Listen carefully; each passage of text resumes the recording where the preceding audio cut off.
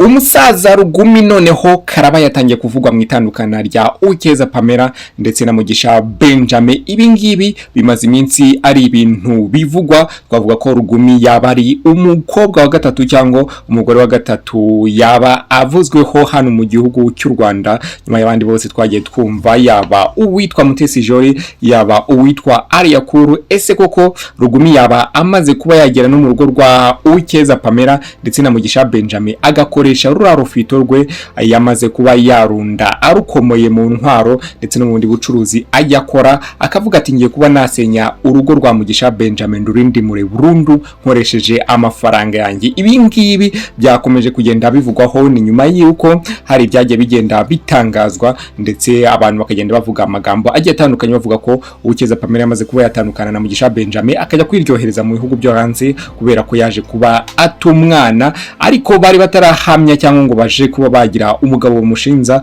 yaba akundana nawe cyangwa yaba yaramaze kuba yahura nawe. Ariko ubu ngubu abahungu batangiye kugenda bayajogora ndetse bakagenda bayakwirakwiza. Ubu ngubu hano hanze ari urubuga rwitwa Snapchat, rwose ni urubuga abantu benshi cyane cyane urubyiruko ruri kugenda rukajya kwiterekaho ndetse n'abandi bantu bagenda bakwirakwiza amakuru agiye atandukanye. Aya makuru rero ari kuva ku rubuga rwa Snapchat ngiye kuba nayababwira yose uko yakabaye, nta kintu na kimwe nzigamye mbibabwire mw'abantu mwe, mbabwire ibyuko Lugumi yaje kuba yinjira mu itandukano rya Mugisha Benjamin ndetse na Ukeza Pamela. Ariko ibyo byose kugira ngo nze kuba nabikubwira ibiri kuvugirwa kuri Snapchat ndetse tugende tureba ibyo bintu byose koko se byaba ari ukuri, ese bimeze bite ibyo bintu byose. Narababwiye nti ku muntu witwa ushobora kubakura amakuru ya mbere kandi yizewe, aya makuru azira ibihuha n'ahandi hantu ugomba kuzajya usanga nahangaha. Impamvu ikintu cya mbere tuba tugomba kugusaba kibanze ndetse kiba gikenewe cyane ni ukujya umunsi ugahita ureba abantu handitse subscribe, ubundi ugatamika hirya cyane ugahita ukana kuri akamenyetso kagakumwe, ubundi ugahita ujya munsi ukanika igitekerezo cyawe uko ubyumva nyuma yo kumva ikiganiro neza ugigejeje kuri finale. Njye ujye kukugeza iki kiganiro rero ndituru.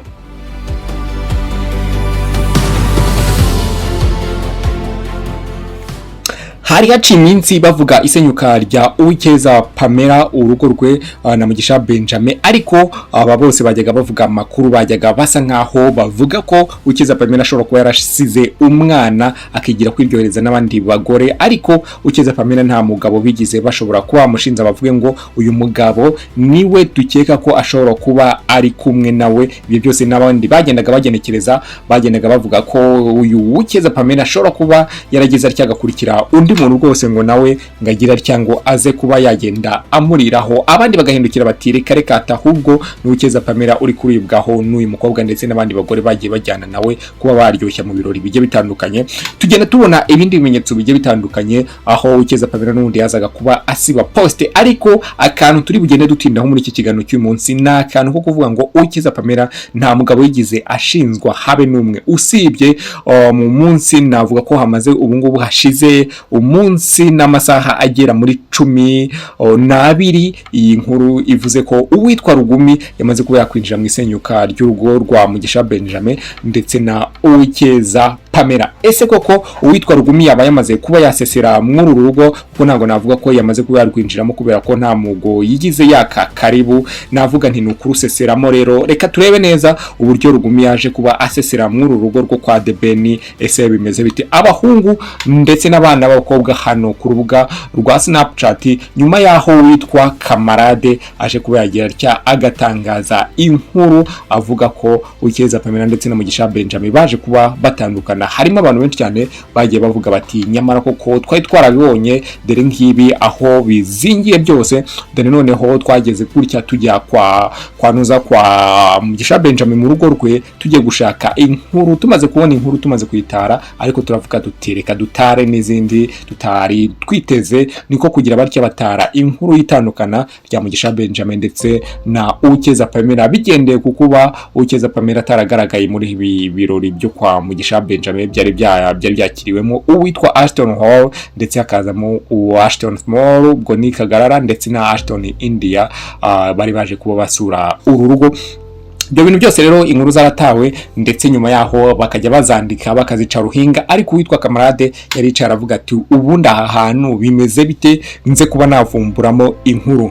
Ibyo ngibyo inkuru yaravumbuwe, ndetse witwa kamarade aza kuba yakwisubiraho nyuma yaho avuga ko iyo nkuru mu kuyitangaza yayitangaje agendeye ku tuntu tw'uduhuha yari kugenda abona, noneho hiyongeraho n'izo posts witwa Ukeza Pamela yamaze kuba yasiba, ahita avuga ati noneho ngiyi inkuru kabaye. Nyuma yaho witwa kamarade baje kuba batangira kugenda bamubaza, yaba ku ruhande rwa Muyoboke ndetse na Debeni baramubaza byose uko bihagaze ndetse nuko bimeze. Kamarade aravuga ati buri ikiganiro cyose ntago mwacyumvishe, uwitwa Kazungu Kabosi yaje kuba agenda katamo utuntu ngo aza kuba yadushyira kuri Instagram, ndetse tugenda dukwirakwira, ndetse n'abandi bantu bose bagenda bafatiraho bagenda bafata amakuru agiye atandukanye bakagenda bayisesengura uko babonye. Ninjye muntu waje ngenda nsesengura inkuru uko nagombaga kugenda nyireba, ndababwira nti ngibi byose ukuntu bimeze kandi nzabikurikirana byose, ngomba kuzababwira mbigejeje kuri finale. None uyu munsi rero naje kuvuga nti byanze bikunze reka nze byose nze mbibabwire, noneho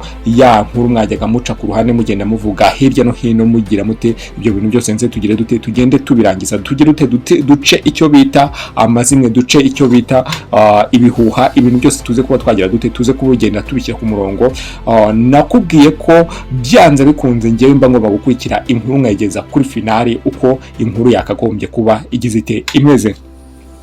Nyuma yaho rero witwa kamarade kimara gusaba imbabazi byagiye aho ngaho birarangira, baravuga bati dore uko byagenze nuko nguko abantu nagwa bumvisha ikiganiro cyose, mpita mvuga nti reka nze noneho ndebe andi makuru yandi ku zindi mbuga ese bimeze bite. Niko kuwikozaho rero ngera ku rubuga rwa Snapchat, abana batangira kunsiga amakuru barambwira bati aya wayabonye, batangira kunyereka umunyakenya, ndababwira nti wapi, barambwira bati ese aya wayabonye. Icyo gihe mbona barimo barandungurukisha ku izina bita Lugumi. Ako kanya nimujya kuri Instagram yanjye murasanga umuntu witwa Lugumi, narahise nirukanka njya kumufollowinga, ndetse ngenda nkurikiranya post yagiye akora zose, mpita ngenda ndeba ngo ndebe niba byibuze ahantu Pamela yaba yararikinze post ye, ndebe koko ese abantu baba bafitanye umubano. Hari ukuntu rero nk'umuntu ujya kubona ukabona yarayikinze, nk'ukuntu murabizi Lugumi n'umuntu utajya wihishira, ahita yirukanka agafollowinga iyo atangiye kuba yagira ate, yatangiye kuba yakwinjira mu rukundo n'umukobwa cyangwa n'undi mugore uwo ari we wese.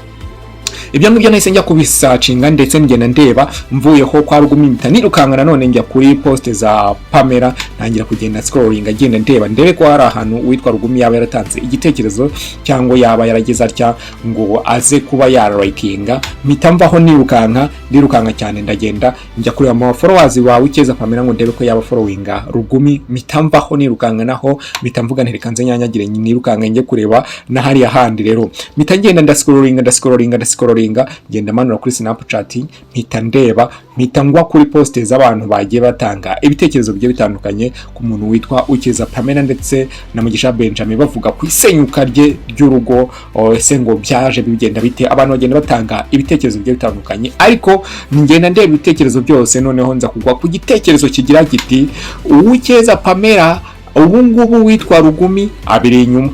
Ndavuga ni bya bintu nibyo, ndongera numva mbaye nkaho nongeye nyagaye. Ndavuga ni ibintu ntago ngira bite, ntago bishoboka, birabibyuya ntibibe amaraso.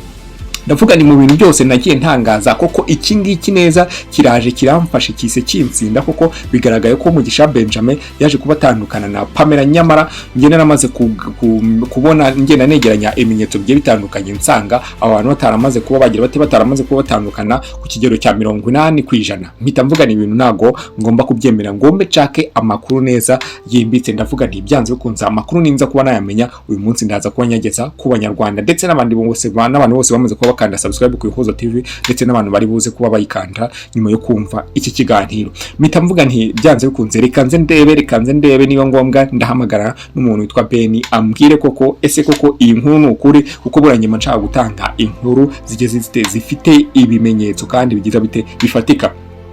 Mpita mvuga ni wapi ndangije mpita mvuga nti none reka nze mbanze ntuze nitonze mbanze nceceke mbanze ndebe koko iyi nkuru yaba ari ukuri. Nyuma yaho namaze kugenda negeranya ibimenyetso bigiye bitandukanye ngenda nteranya ndavuga nti byanze bikunze ahangaha nta nkuru y'ukuri irimo yuko uwitwa Lugumi Saidi ashobora kuba yaratangiye kuba yakundana n'umuntu witwa Uwikeza Pamela ndetse bagatangira kugenda bagirana ibihe byiza. Ndetse nangira kuvuga ku mutima ndavuga nti uyo Uwikeza Pamela bya bintu bajyaga bavuga ngo yagiye muri Tanzania, burya yabaga agiye kureba Lugumi, burya yashinze rya duka hano muri nuza muri Tanzania afite gahunda yo kuzajya ahura na Lugumi. Yo numva nyine agahinda gatangiye kukagira gite, gatangiye kuba kazamuka nk'umuntu umunyamakuru watangaje inkuru. Iyo nkuru uvuga ati ni inkuru nacukumbuye, ni inkuru nitonze ndagenda ndasacinga nditonda ibimenyetso byose ngenda bihuza kugira ngo we kuza kuba watangaza ibihuha nuko nguko bigenza. Ariko ndagenzura neza nsanga izo post nyine ni kwa kundi za nkunda rubyino z'urubyiruko ziri ahangaha nyine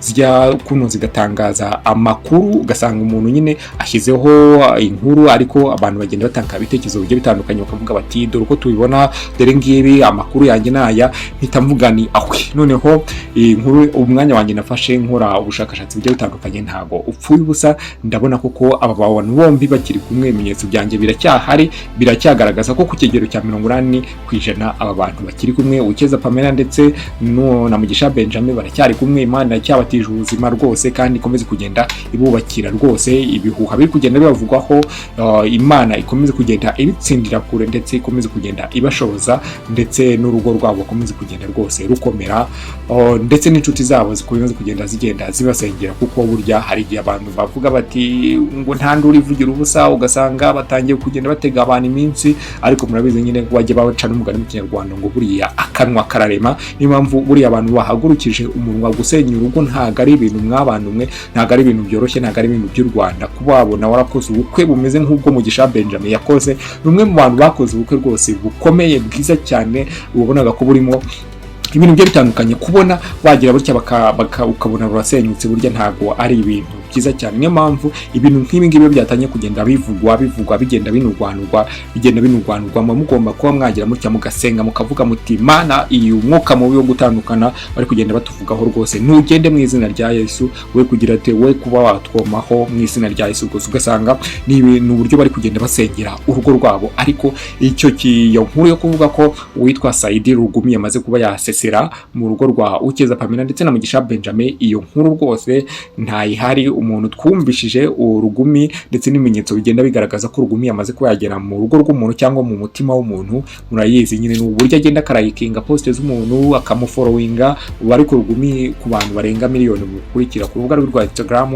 Ubu ngubu bakurikirana na ya kampani ye yonyine imwe icuruza intwaro, niyo yonyine afollowinga kugeza n'ubu ngubu. Rero ntago followinga Pamela ntago followinga Lugumi, ndetse na nubwo agira ate amlikinga, ndetse yaba na Sonia ndetse n'abandi bose nta muntu ugira ute, nta muntu ufollowinga Lugumi ndetse nta n'umuntu ugize amlikinga. Inkuru zose zagiye zitangazwa ngo bagiye kuba batunganyisha imibiri yabo, bagiye kuba byagenda bite, ibyo bintu byose nyine navuga ko ari inkuru ziba zivugwa hano ku mihanda mw'abantu mwe. Izo ni inkuru zivuga ku mihanda. Rero ndakeka ko byanze bikunze kuva iyo operation ya Lugumi yavugaga mu rugo rwa Debeni nyigezeho ngasanga ntago ari ukuri, byanze bikunze navuga nti inkuru ya Debeni ndakeka ko nanayifungiye ahangaha. Keretse niyagira ikindi gihuha kizavuka nabwo ngomba kuzajya ukurikirana nkamenya aho kiri kugenda gituruka, kikuva he, bimeze bite. Ibyo bintu byose nkagenda byegeranya kugira ngo nze kuba nababigezaho ukuri rwose mw'abantu mwe. Ariko ubu ngubu reka twigire mu yandi makuru, mu gihe nta kindi gihuha cyangwa indi nkuru yari yavugwa kuri Mugisha Benjamin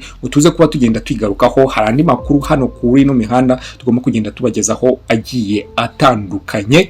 Reka mpite mvuga nti reka dusoreza hangana nabashimira cyane, mbabwira ni muri abantu b'ingenzi cyane, abantu bamaze kuba mwakanda subscribe. Ariko nawe utarayikana ni kujya aho munsi gusa ugahita ukora aho hantu handitse subscribe, ubundi ugatambika hirya gake cyane ku ruhande rw'imoso ugakora kuri ako kamenyetso ka like, ubundi ugatujya munsi ugahita wandika igitekerezo cyawe uko wumva inkuru kuyumva, ndetse ushobora kuba ufite n'andi makuru yandi arenze kuri aya ngaya mba natangaje, nabwo ushobora kubyandika ukavuga ati buriya ngewe nubwo muri gutangaza iyi nkuru hari ibindi bimenyetso namaje kuba nabona ariko ibimenyetso bya bindi biba bifatika nyine ukavuga ati ngibi rwose namaze kuba nagira ati namaze kuba nabibona rwose ugahita tukugeraho kaduhereza kugira ngo tuze dutangarize inkuru abanyarwanda ndetse n'abandi bose bumva ururimi rw'ikinyarwanda aho baherereye hirya no hino ku isi badukurikiye. Babwire nti rero murakoze cyane, ngiye gutegura ikiganiro mwanya kikugezaho ndi turu